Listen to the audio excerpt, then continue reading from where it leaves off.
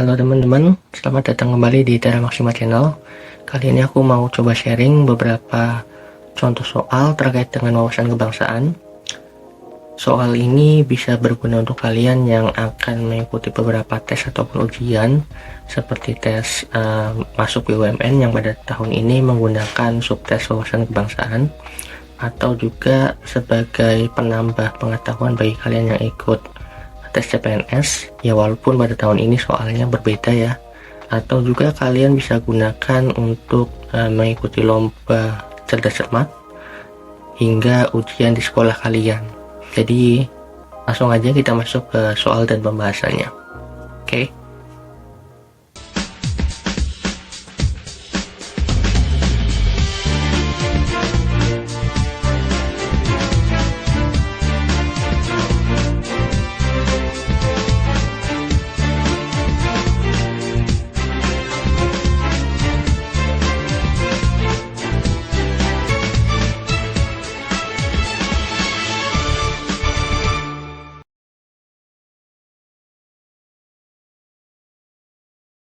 Baik, kita masuk ke soal yang pertama. Prinsip-prinsip dasar demokrasi telah tercermin dalam kehidupan masyarakat desa, terutama pada saat mengatasi pekerjaan yang membutuhkan tenaga bersama, yaitu dengan cara seperti di bawah ini, kecuali A. Partisipasi, B. Berdoa, C. Sumbangan, D. Gotong royong, E. Kerja bakti. Nah, menurut teman-teman untuk soal yang pertama ini jawabannya yang mana ya? Jadi cara yang digunakan untuk mengatasi pekerjaan yang membutuhkan tenaga bersama itu bisa meliputi partisipasi, sumbangan, gotong royong, dan kerja bakti. Partisipasi ini adalah prinsip demokrasi yang memungkinkan setiap individu atau grup itu berpartisipasi dalam proses pemerintahan dan mengambil bagian dalam membentuk keputusan yang akan mempengaruhi ujung-ujungnya nanti kehidupan mereka. Kalau sumbangan juga merupakan prinsip demokrasi yang lebih mengacu pada keberanian dan kemungkinan individu untuk membantu masyarakat secara berkesinambungan. Kalau gotong royong itu adalah prinsip demokrasi yang mengacu pada kerjasama bersama yang membutuhkan tenaga bersama, tidak hanya dalam hal kebersihan saja tetapi juga dalam hal-hal yang lain. Nah, yang terakhir, kerja bakti adalah prinsip demokrasi yang mengacu pada berbagi waktu, tenaga, dan juga mungkin uang ya atau kekayaan dengan tujuan membantu masyarakat. Jadi jawaban untuk soal ini adalah yang B, yang salah ya. Oke. Kita lanjut ke soal nomor 2. Pasal 29 Undang-Undang Dasar 1945 ayat 2 menyatakan negara menjamin kemerdekaan setiap atau tiap-tiap penduduk untuk memeluk agamanya masing-masing dan juga beribadah menurut agama dan kepercayaannya itu. Oleh karena itu, kebebasan beragama diartikan sebagai A. Kebebasan yang bersumber pada martabat manusia sebagai makhluk ciptaan Tuhan. B. Kebebasan untuk menentukan dan memilih agama yang dianut serta berpindah-pindah. C. Kebebasan dalam menjalankan ibadah kapan saja dan di mana saja. D. Kebebasan melakukan penyembahan dan membentuk aliran baru keagamaan. E. Kebebasan untuk memeluk atau tidak memeluk salah satu agama resmi. Jadi untuk soal nomor 2, kira-kira menurut teman-teman jawabannya yang mana? Nah, kebebasan beragama ini diartikan sebagai kebebasan yang bersumber pada martabat manusia sebagai makhluk ciptaan Tuhan, karena manusia memiliki kebebasan untuk memilih dan menerima perintah dari Tuhan. Hal ini disebut sebagai kebebasan yang bertanggung jawab, yang akan dipertanggungjawabkan nanti di hadapan Tuhan kepada sesama manusia serta kepada bangsa dan negara. Jadi jawaban yang benar adalah yang A. Oke, kita masuk ke soal berikutnya. Demokrasi adalah pemerintahan yang berasal dari rakyat, dilakukan oleh rakyat, dan untuk kepentingan rakyat, sehingga kedaulatan berada di tangan rakyat. Kedaulatan rakyat sepenuhnya dilakukan oleh untuk jawaban nomor 3, kira-kira jawabannya yang mana teman-teman? Jadi kedaulatan rakyat Indonesia sepenuhnya memang dilakukan oleh Dewan Perwakilan Rakyat atau DPR dan Majelis Permusyawaratan Rakyat atau MPR, karena mereka merupakan lembaga negara yang ditetapkan dalam Undang-Undang Dasar 1945 bahwa MPR yang merupakan lembaga pelaksana kedaulatan rakyat terdiri dari DPR dan juga DPD atau Dewan Perwakilan Daerah yang dipilih melalui pemilihan umum. Kedaulatan rakyat di Indonesia berada langsung di tangan rakyat ya, dan dilaksanakan menurut Undang-Undang Dasar 1945. Jadi untuk nomor 3 jawabannya adalah yang A. Kita masuk ke soal berikutnya. Nama raja kerajaan Ternate Tidore adalah sebagai berikut, kecuali A. Pangeran Nuku, B. Zainal Abidin, C. Sultan Ba'abullah, D. Sultan Agung, E. Sultan Hairun.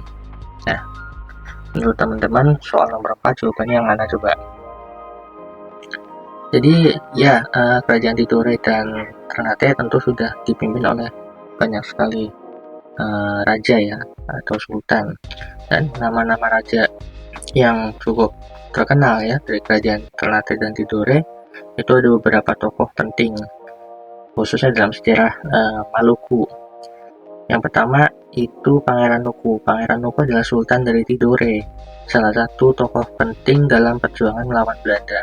Ini Pangeran Nuku. Kemudian Zainal Abidin. Zainal Abidin juga merupakan Sultan Ternate yang berperan dalam penyebaran Islam di wilayah Maluku juga. Kemudian Sultan Ba'abullah. Sultan Ba'abullah Sultan Ternate juga yang berhasil mengusir Portugis dari Maluku pada kalau nggak salah akhir abad ke-16. Dan yang terakhir adalah Sultan Hairun, yaitu Sultan Ternate, ayah dari Sultan Ba'abullah.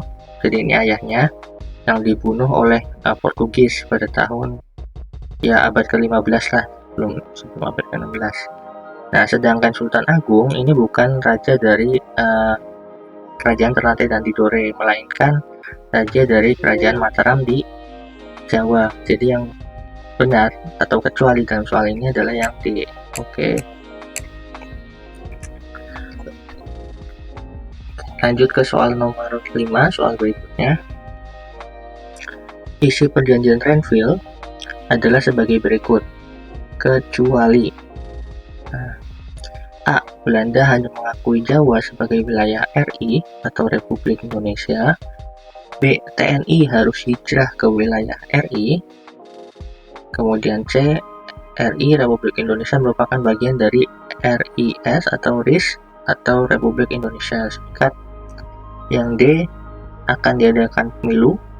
Yang E. Akan dibentuk Dewan Konstitusi RIS dalam waktu dekat. Nah, coba teman-teman jawab kira-kira jawabannya yang mana ya. Jadi untuk perjanjian Renville itu adalah sebuah perjanjian antara Indonesia dan Belanda yang ditandatangani pada tanggal 17 Januari tahun 48. Itu berlokasi di kapal Renville ya. Isinya kurang lebih adalah pertama ya, Belanda tetap berdaulat sampai terbentuknya Republik Indonesia Serikat atau RIS. Yang kedua, Republik Indonesia sejajar kedudukannya dalam Uni Indonesia Belanda.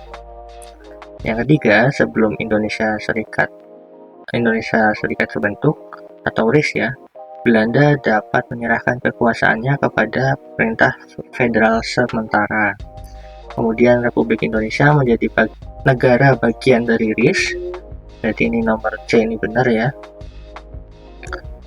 Kemudian antara 6 bulan sampai 1 tahun itu akan diselenggarakan pemilu untuk membentuk konstituante RIS. Jadi option D itu benar, memang akan diadakan pemilu. Nah, pemilu untuk apa? Untuk pilihan E, yaitu untuk membentuk Dewan Konstitusi RIS. Dan yang terakhir, tentara Indonesia atau TNI ya, itu harus dipindahkan dari wilayah kependudukan Belanda ke wilayah RI. Jadi ini B juga masuk, sehingga jawaban yang salah adalah yang A, karena di sini Belanda hanya mengakui wilayah RI itu wilayah Jawa Tengah, Yogyakarta, dan juga Sumatera. Itu isi perjanjian Renville yang terakhir. Nah, sedangkan di option A ini hanya mengakui Jawa secara keseluruhan, ya, jadi itu salah. Oke, kita masuk ke soal berikutnya. Membina persatuan dan kesatuan dihubungkan dengan semboyan Bhinneka Tunggal Ika, mengandung makna bahwa A. Dalam bergaul harus dapat menyesuaikan diri. B. Kebudayaan daerah harus terus dilestarikan. C. Dalam pergaulan tidak boleh membedakan suku. D. Kebudayaan masyarakat tidak tergantikan budaya lain. E. Keanekaragaman tak mungkin dipersatukan. Nah, ini teman-teman, kira-kira jawabannya yang mana nih?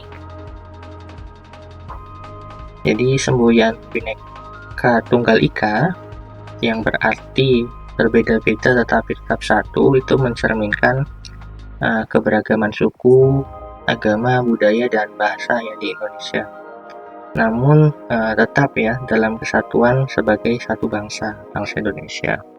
Makna dari semboyan ini adalah bahwa meskipun ada perbedaan dalam masyarakat, seperti tadi ya, suku, budaya, agama, dan lain sebagainya, semua warga Indonesia tetap harus bersatu dan saling menghormati tanpa membedakan perbedaan tersebut. Jadi makna yang paling tepat dalam pilihan opsinya itu adalah yang C, yaitu dalam pergaulan tidak boleh membedakan suku.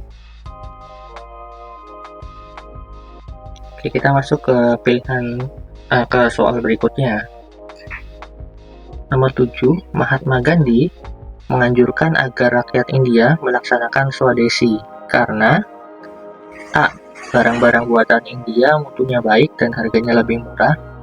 B. Produk Inggris harganya mahal. C. Penduduk India cukup banyak dan daya belinya memadai. D. India mampu memenuhi kebutuhan sendiri. E. Inggris tidak mungkin memenuhi kebutuhan India. Nah, ini kira-kira jawabannya yang mana nih teman-teman?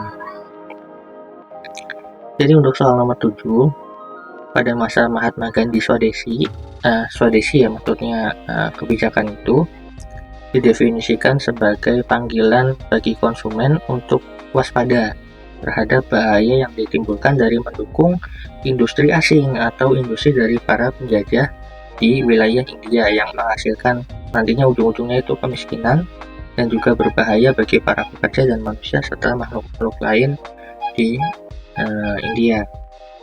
Mahatma Gandhi menganjurkan agar rakyat India melaksanakan tadi Swadesi karena tentu India mampu memenuhi kebutuhannya sendiri. Jadi jawabannya adalah yang D. Oke, jadi itu beberapa soal yang bisa aku coba sharing ke kalian. Tapi kalian tenang aja, karena kedepannya nanti akan ada beberapa part berikutnya atau bagian-bagian berikutnya. Dan itu juga tidak hanya seputar dengan wawasan kebangsaan, tapi juga ada soal dengan jenis topik yang lainnya. Jadi pantengin aja channel ini. Terima kasih sudah menonton. Sampai jumpa di video-video berikutnya.